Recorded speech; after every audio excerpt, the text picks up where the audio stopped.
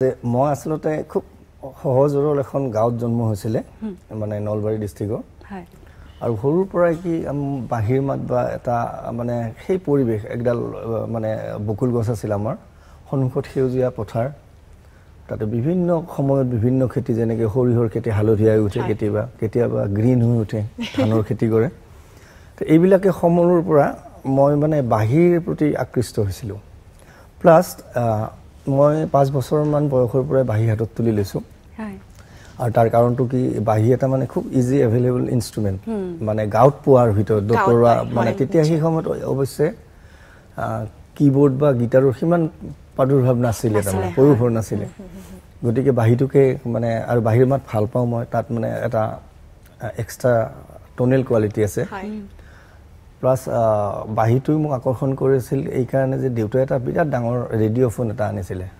ওপৰত এন্টেনা আৰু গাৰ ভিতৰত হেতুই প্ৰথম ডাঙৰ ৰেডিঅ' আমি সেই সময়ত কল্পতৰু গীতিমালিকা বা বিভিন্ন ধৰণৰ আইডল বুৰণী কৃষি জগত ঠিক এনেকুৱা অনুষ্ঠানবিলাক আমি একদম শুনি থাকো আৰু এই নাটকৰ মাজে মাজে যেতিয়া বাহিবোৰ দিয়ে তেতিয়া সেই সময়ত আমাৰ গুৰুজী মোৰ বৰ্তমান গুৰুজী হৰিপ্ৰসাদ চৌৰাচিয়া তেখেতৰ পণ্ডিতজিৰ তাৰ মানে এখন নতুন সিডি ওলাইছিল সেইখনৰ নাম the call of the valley Shiv Kumar Sharma মোৰ গুৰুজী আৰু এজন খাৱাইন গিটাৰ